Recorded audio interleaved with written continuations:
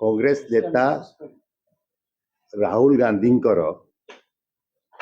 जो वाक्य सब से कहती डरो मत से अनुप्राणित ही कांग्रेस दलर भितर जो कार्यक्रम चली जहाद्वारा दल सारा भारत वर्ष में धीरे धीरे दुर्बल हो जाऊँगी ओडिशा रे मध्य 6 गोटी निर्वाचन में पराजय वरण करी उपरे मु मैडम सोनिया जी को एक पत्र लिखी जहाँ कड़ुआ सस थिला ता जनईली एवं सबू सीडब्ल्यूसी मेंबर को मध्य देइथिली।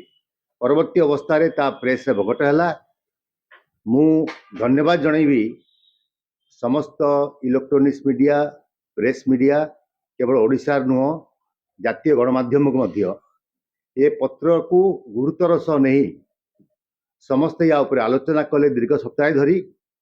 तेणु मोर जो कांग्रेस दलर विचारधारा कांग्रेस दल को सुधारिया उद्यम थिला ता सर्वोच्च नेतृत्व पाखे पहुंची आलोचना परिसर गुप्त होती। तेणु मुझे खुशी अच्छी जे परवर्ती अवस्था रे कांग्रेस या उपर निश्चित कार्य ग्रहण करिवो। शुणु अर्थ बुझी पारि कही सारी निश्चित रूपे परवर्ती अवस्था देखिए आपण नेशनल लीडरशिप आलोचना हम एवं गोटे हैंडल जो दबार थिला कांग्रेस कार्यकारिणी कमिटी को से हैंडल टा मुझे धरई देछि जे कोट ना कोठी ऊपर के मुह खोली पार नथिले निश्चित आलोचना हम। मु कांग्रेस मते बहिष्कृत करिछि कांग्रेस मु बहिष्कृत होइछि प्राथमिक सदस्यतारू किंतु मो विचारधारा कांग्रेस दूरे पारिबो नहीं। मोर जो कांग्रेस विचारधारा मो मध्य अच्छी आम परिवार कांग्रेस सहित संश्लिष्ट थिले कांग्रेस सहित मत दूरे दे पारे किंतु मो मध्य कांग्रेस को दे पारिबोनी कि मो विचारधारा कांग्रेस को दूरे पारिबो। एबे आपण राजनीतिक भाग्य भविष्य पड़े कोन करिवे देखंतु ये तो मु वर्तमान सकाळे गणमाध्यम जानिया को पाइली मु भाभी नथिली जे कांग्रेस घर भीतर सुधार आनिवो किंतु एपरि एक कार्यानुष्ठान ग्रहण करछंती। तेणु मु मोर जो माने समर्थक अच्छी वेलविशर अच्छा जो माने परामर्शदाता अच्छा समस्त सहित आलोचना कला परवर्ती पदक्षेप कौन हम मुझे ग्रहण करी।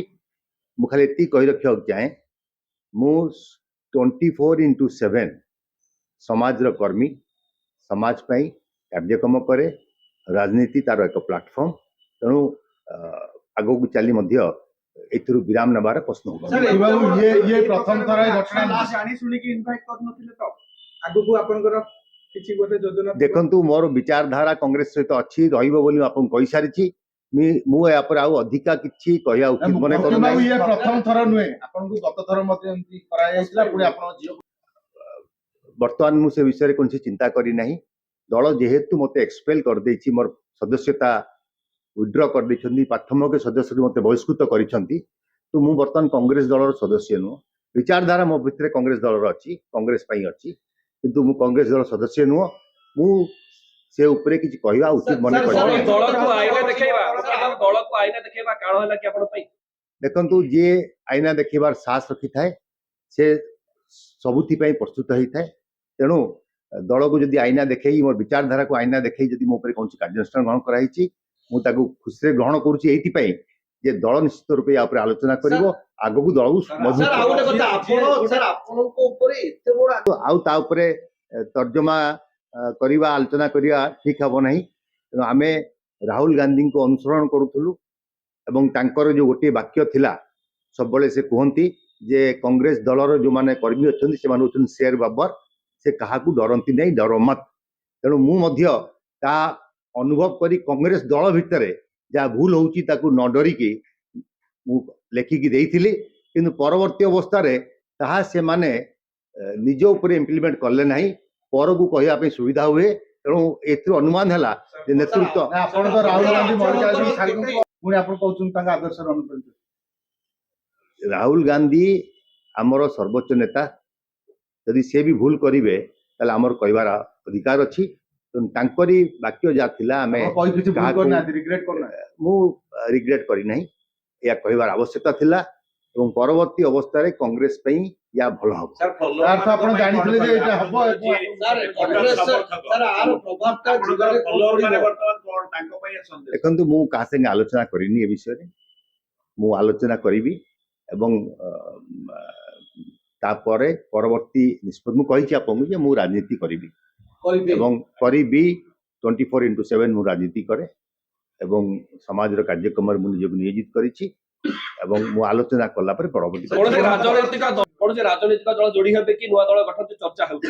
ଦେଖନ୍ତୁ ମୁଁ ଜାଣିନଥିଲି ଏପରି ଏକ କାର୍ଯ୍ୟାନୁଷ୍ଠାନ ହବ ବୋଲି, ତେଣୁ ମତେ ଟିକେ ସମୟ ଦିଅନ୍ତୁ ଚିନ୍ତା କରିବା ପାଇଁ, ଆଲୋଚନା କରିବା ପାଇଁ, ତାପରେ ପରବର୍ତ୍ତୀ ସାର୍ ସୋଫିଆଙ୍କର କଣ ଆର ଇମ୍ପାକ୍ଟ କିଛି ପଡିବ କି ଆପଣଙ୍କ ସୋଫିଆ action ଟା? ସୋଫିଆ କଂଗ୍ରେସ ଦଳର ବିଧାୟିକା ଅଛି ଏବଂ ତାର ୟା ସହିତ କିଛି ସମ୍ପୃକ୍ତି ନାହିଁ।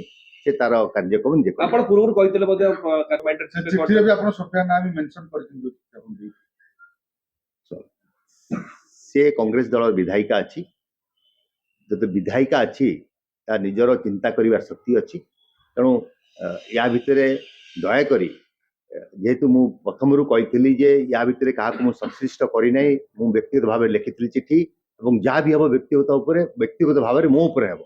ତେଣୁ ମୁଁ ସେଥିପାଇଁ କାହାକୁ ଏଥିରେ ସଂଶ୍ଳିଷ୍ଟ କରିବାକୁ ଚାହୁଁନାହିଁ। ମୋର ଯେଉଁମାନେ ୱେଲ୍ ୱିଶର ଅଛନ୍ତି, ମୁଁ ସମସ୍ତ କଥା ବି କହୁନି, ଯେଉଁମାନେ ମୋର ୱେଲ୍ ୱିଶର ଅଛନ୍ତି, ଯେଉଁମାନେ ମୋତେ ପରାମର୍ଶ ଦିଅନ୍ତି, ଆଜିକା ଘଟଣା ପରେ କ'ଣ ପରାମର୍ଶ ତାଙ୍କଠୁ ମୁଁ ଗ୍ରହଣ କରିବି, କ'ଣ କାର୍ଯ୍ୟକ୍ରମ ହେବ, ମୁଁ ପୁଣି ପରବର୍ତ୍ତୀ ଦୀର୍ଘ ବର୍ଷର ପରିଶ୍ରମ ପାଣିରେ ପଡିଲା କି ଆଜ୍ଞା? କଣ ପଡିବ ସାର୍? ଦୀର୍ଘ ବର୍ଷର ପରିଶ୍ରମ ପାଣିରେ ପଡିଲା କି? ଦୀର୍ଘ ବର୍ଷ ଆପଣ କଂଗ୍ରେସ ଆମେ ଯେଉଁ କାର୍ଯ୍ୟକ୍ରମ ସମାଜରେ କରୁ ସେଟା ଲୋକଙ୍କ ପାଇଁ କରୁ। ମୁଁ ଆନନ୍ଦିତ ଅଛି ଯେ କଟକ ସହରବାସୀ ମୋତେ ଗ୍ରହଣ କରିଛନ୍ତି ବ୍ୟକ୍ତିଗତ ଭାବରେ ଏବଂ ଆମେ ଲୋକଙ୍କ ପାଇଁ କାର୍ଯ୍ୟକ୍ରମ କରୁଛୁ। ତେଣୁ ଇଏ ଯେଉଁ ମୁଲଚାଲ ଯେ ମୁଁ ଏଠୁ ବିଦା ହେଇଗଲି ପାଣିରେ ପଡ଼ିଯିବ ନାହିଁ, ଆମେ ଲୋକଙ୍କ ସେବା କରୁଛୁ, ସେଥିରେ କୌଣସି ପ୍ରକାର କମି ହେବ ନାହିଁ। ପିସିସି ସଭାପତି ପଦ ଆଉ କଂଗ୍ରେସ ଯେହେତୁ ମୋତେ ବହିଷ୍କୃତ କରିଦେଇଛି, ମୁଁ ତା ଉପରେ ଆଉ କୌଣସି ଟିପ୍ପଣୀ ଦେବା ଉଚିତ ମନେ କରିବି ନାହିଁ। ସମସ୍ତେ ଯେଉଁମାନେ କଂଗ୍ରେସ ଦଳରେ ଅଛନ୍ତି, ବରିଷ୍ଠ କନିଷ୍ଠ ସମସ୍ତେ ମୋର ବନ୍ଧୁ ଥିଲେ, ମୋର ବନ୍ଧୁ ଅଛନ୍ତି। ସେମାନଙ୍କ ବିଷୟରେ କିମ୍ବା କଂଗ୍ରେସ ବିଷୟରେ ମୁଁ କିଛି କହିବା ଉଚିତ ମନେ କରିବି ନାହିଁ। କଂଗ୍ରେସରେ ଆପଣଙ୍କର ଗୋଟେ କଟକରେ ମୁଁ ଭାବୁଛି କଟକ ସହରରେ ତ ମୁଁ ବିଧାୟକ ନାହିଁ, ବିଧାୟିକା ଅଛନ୍ତି ସୋଫିଆ ଫିରଦୋଷ, ସେ ତାର ନିଷ୍ପତ୍ତି ନେବେ। ସାର୍ ଆପଣ ତ ପରଦା ପଛରେ ଅଛନ୍ତି। ଦେଖନ୍ତୁ ମୁଁ ମୋ କାର୍ଯ୍ୟକ୍ରମ ମୁଁ କରିଛି, ମୁଁ ଯାହା ଉଚିତ ମନେ କଲି, ଯେହେତୁ ଆମେ 6 ଥର ପରାଜୟ ବରଣ କରିଥିଲେ ଏବଂ କଂଗ୍ରେସ ଦଳର ହାଇକମାଣ୍ଡ ଗୋଟେ ନିଷ୍ପତ୍ତି ନେଇଛନ୍ତି, ମୁଁ ତାକୁ ଗ୍ରହଣ କରୁଛି ଏବଂ ପରବର୍ତ୍ତୀ ଅବସ୍ଥାରେ ନିଶ୍ଚିତ ରୂପେ ମୁଁ ଆପଣଙ୍କୁ ପରବର୍ତ୍ତୀ କାର୍ଯ୍ୟପନ୍ଥା ସାର୍ ଆପଣଙ୍କୁ ଆପଣଙ୍କ ଜଣାଇବି। କ୍ୟାରିୟର ଏତେ ଘଟଣା ବହୁଳ ରହୁଛି, ଆପଣ ବିବାଦକୁ ଭଲ ପାଆନ୍ତି? ଦେଖନ୍ତୁ ଯେଉଁମାନେ ସତ୍ୟ ପଥରେ ଚାଲନ୍ତି ସେ ଘଟଣା ବହୁଳ ହେଇଯାନ୍ତି। ଆପଣ ଯଦି ଇତିହାସ ଖୋଲି ଦେଖିବେ ତାହେଲେ ଯେଉଁମାନେ ସତ୍ୟ ପଥରେ ଚାଲିଛନ୍ତି ତାଙ୍କୁ ବହୁତ କଷ୍ଟ ସହିକି ଆଗକୁ ଯିବାକୁ ପଡ଼ିଛି ଏବଂ ତାଙ୍କ ବଳିଦାନରେ ପରବର୍ତ୍ତୀ ଅବସ୍ଥାରେ ସୁଫଳ ମିଳିଛି ସାରା ଭାରତବର୍ଷକୁ।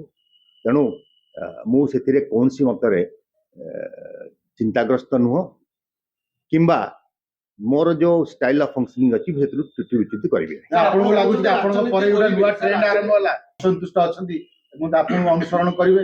ମୁଁ ସେ କଂଗ୍ରେସ ରୁ ବହିଷ୍କୃତ ହେଲା ପରେ ଦଳ ବିଷୟରେ କିଛି କହିବା ଉଚିତ ମନେ କରିବି। କହିଲେ ଆପଣ ଯଦି ମୁଁ ସେ ବିଷୟରେ ମଧ୍ୟ ଆଉ କହିବାକୁ ଉଚିତ ମନେ କରୁନାହିଁ।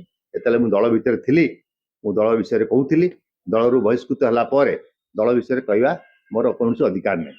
ସାର୍ ରାଜନୀତି ଆପଣ କହିଲେ ଦିନ 8 ଦିନ ୟା ଭିତରେ ବିତିଗଲା, ଗୋଟେ କି ସମୟ ଦିଅନ୍ତୁ ମୋତେ ଚିନ୍ତା କରିବା ପାଇଁ।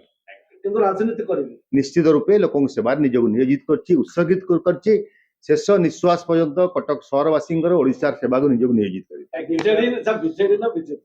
ମୁଁ ଆଲୋଚନା କରିବି କ'ଣ ମତାମତ ଆସିବ, ପୁଣି ଆପଣଙ୍କୁ ଜଣେଇବି। ବିନା ଆପଣଙ୍କୁ ଜଣେଇକି ମୁଁ କ'ଣ କର୍ପୋରେସନ ଇଲେକ୍ସନ ଅଛି, ଆପଣଙ୍କର କେମିତି ଦଳ ନିର୍ବାଚନରେ ଆପଣ କଂଗ୍ରେସର କର୍ପୋରେଟର ମାନେ ଅଛନ୍ତି ଯେ ଆଶାୟୀ ପ୍ରାର୍ଥୀ ଅଛି, କିନ୍ତୁ କାହା ସାଙ୍ଗେ କିଛି ଆଲୋଚନା କରିନାହିଁ, କରିବି ତାପରେ କଥା ହେବି। Thank you.